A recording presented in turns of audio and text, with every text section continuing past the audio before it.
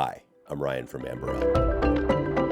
I wanted to talk today about using guitar pedals on synths and other instruments, specifically the UA Del Verb Ambience companion. And I'll be going over examples on my Poly D, a harmonica, and this is a big one. I'm pretty excited for this one. Guys, I got a Rhodes! Sorry, I'm just pretty excited for this one. I'm not just trying to do a weird Rhodes flex. I've wanted one of these for a really long time and I finally pulled the trigger. I'll make another video another time about this thing. Today is about pedals. Keep in mind, I'm demonstrating on these synths and instruments, but you can really use them on anything with an input. I wanted to focus today on the UA Del Verb pedal. I've used UA plugins for a while and have always been really happy with the results. So when I got the chance to mess around with this pedal, I was pretty excited. UA is definitely not sponsoring this video. I got this thing on my own, so I will definitely give you my honest thoughts and opinions on it. So let's try it first on the Poly D. So the top row is pretty standard. You have your time of delay, which is, how long after your note is played do you get the delay. The feedback, which is how many repeats you get, and the mix knob, which is how wet or dry the signal is. The really nice thing about this is turn it all the way to the right and you get a dry kill. So all you're going to hear is the effect. So then you have your toggle switches. This is for the reverb right now. I want to talk about the delay. The top position is an echoplex modulation. The middle is a Deluxe Memory Man, and the bottom toggle switch is just a digital delay. Now this is where it gets kind of interesting. The color and the mod knobs, they're going to be different for everything that you switch to the toggle. So if you're in the top toggle switch for the echoplex, the color knob is going to set the record level going to tape, and then the mod is going to be the tape age. So it saturates it a bit. Let me get my delay down here.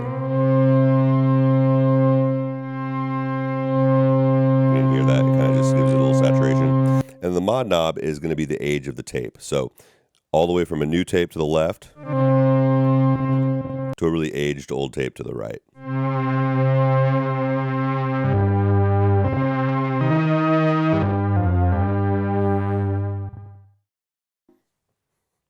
So if I take let's just turn off the pedal, and if I do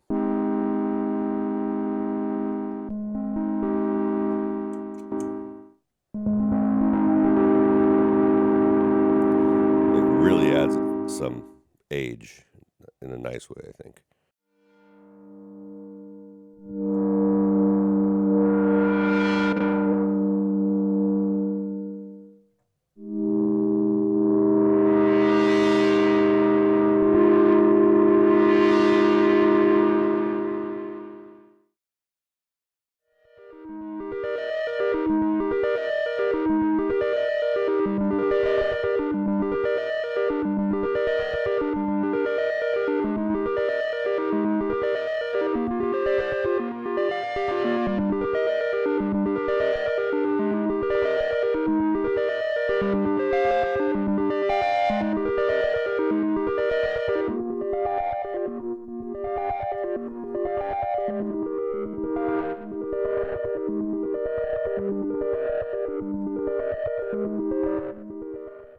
If you go to the second toggle switch in the middle, we're on the Memory Man. Now the color knob changes to input gain, which is pretty similar to the recording level of the tape. And the mod now is going to be vibrato to the left and chorus to the right. Now the way that works is there's a breakpoint at about noon. So if let's kill the dry signal. There's going to be vibrato, and then you hear it break. And then it goes into the chorus.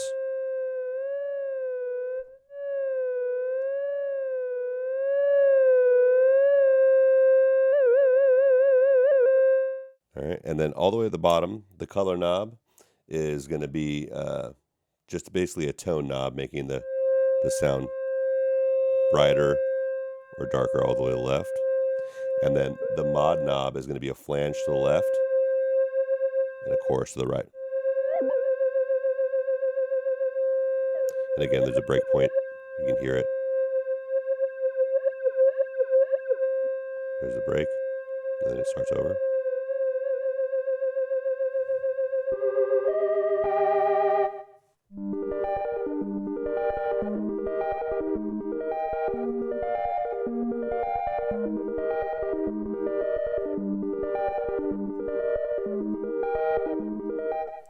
So these really change the whole, the overall sound depending on what you do.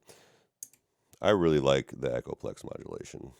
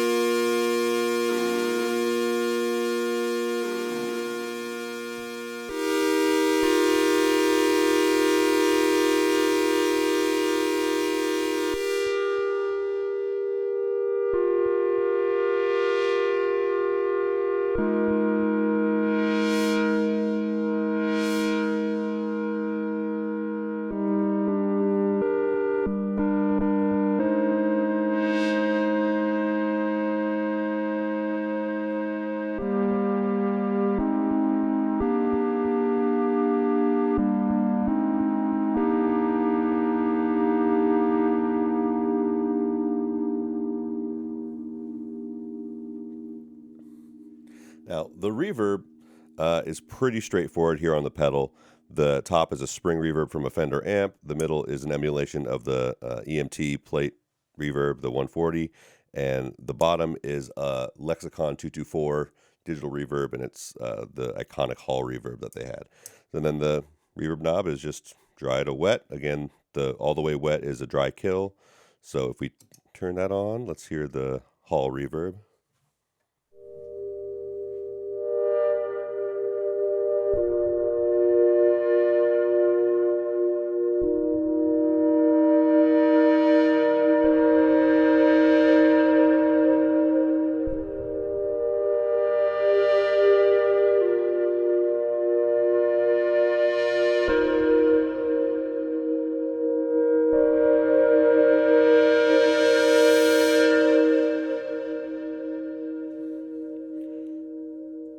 The plate reverb.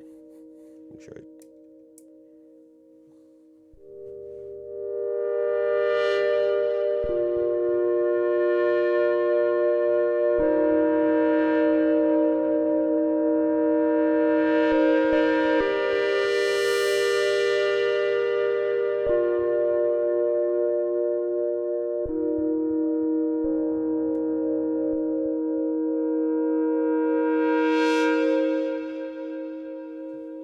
and then the spring reverb.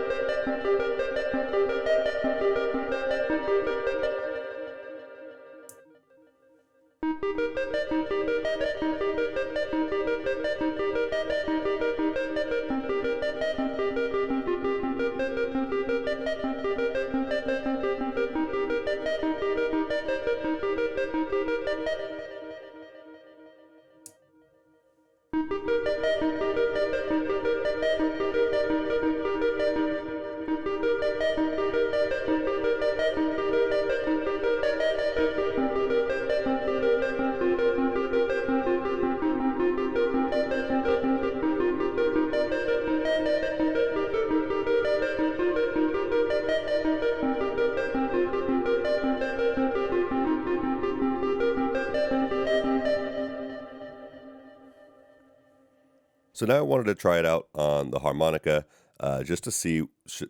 I wanted to test it out on another instrument, so like a harmonica. They're just harmonicas. They sound like harmonicas all the time, and they're used for pretty specific things. But if you run it through a pedal like this or any real kind of mangle pedal, you get some pretty interesting results. So for this one, I'm going to change it to the Memory Man and have the vibrato sort of almost all the way up and the input gain really high. The delay time, let's go like noon on both of these guys. and I'm going to kill the dry signal, so all you're going to hear is the wet.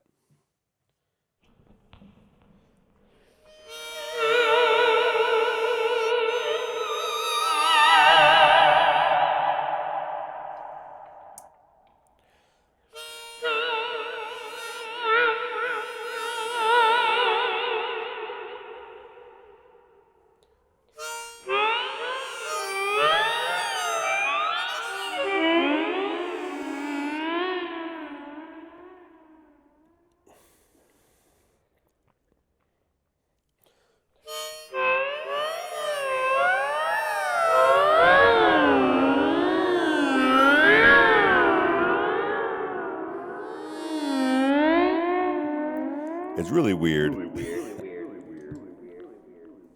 It's really weird. I probably wouldn't use it for too much, but I would use that as a starting off place to mangle that even further in my DAW. Let's go up to the top one and see what we can't do with the tape age. Tape age is all the way up here. And input saturation. All right, let's see what this sounds like all the way wet.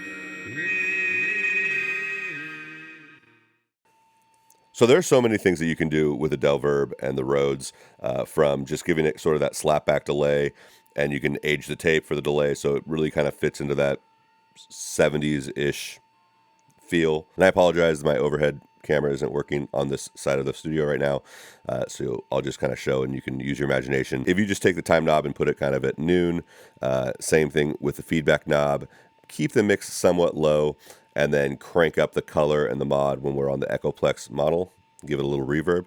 It really kind of makes it into a nice sounding little weird thing that isn't necessarily where the Rhodes would live.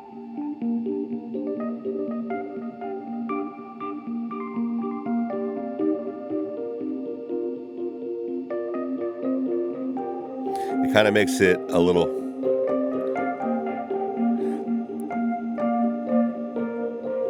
I don't know what it makes it, but it makes it unique.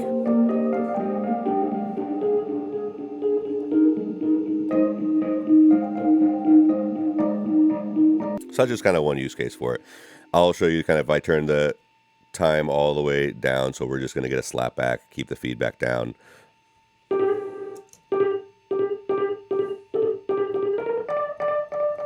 And again, mess with the color and the mod. Then you get that sort of classic Rhodes sound.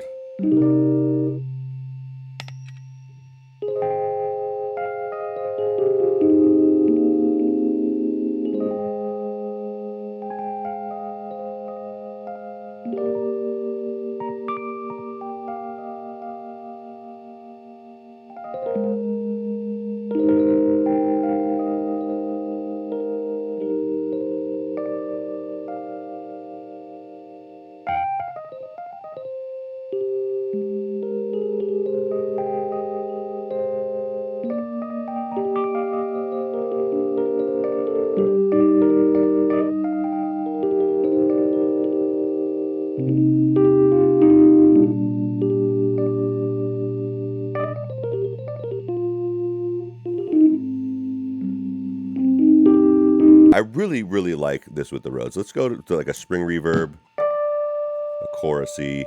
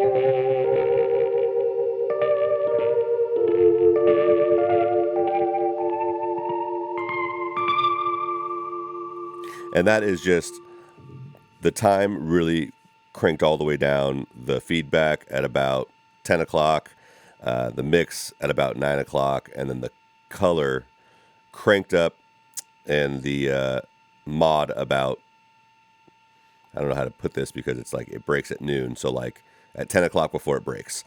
And we're on the Deluxe Memory Man setting with a spring reverb. So I don't know, it's really nice. It makes a Rhodes sound. It can really make it not sound like a Rhodes if you have the right settings, and especially if you use the Comapanion app. There are a lot of different ways that you can just kind of mangle this thing to make anything sound just spacey and ambient. I like actually playing with the delays. You have to kind of perform with it.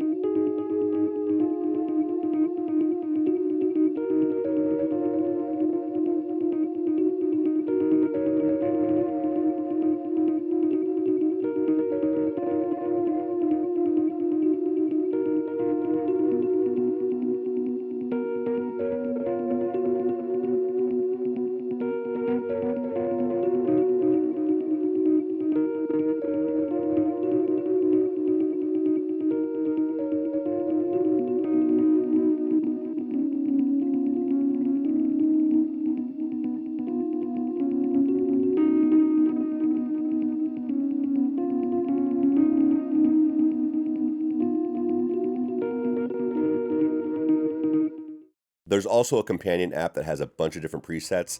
It connects to the pedal via Bluetooth, which is pretty cool, so you can access it from your phone. My absolute favorite thing about this pedal, though, is there are no submenus.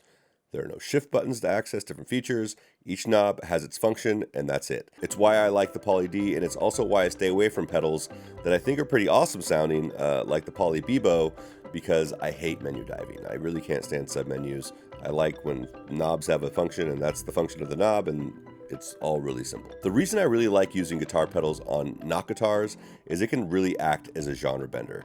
I can take things like a harmonica, which usually isn't found in ambient music, and make it so. It just makes certain instruments fit into tracks that on their own might not.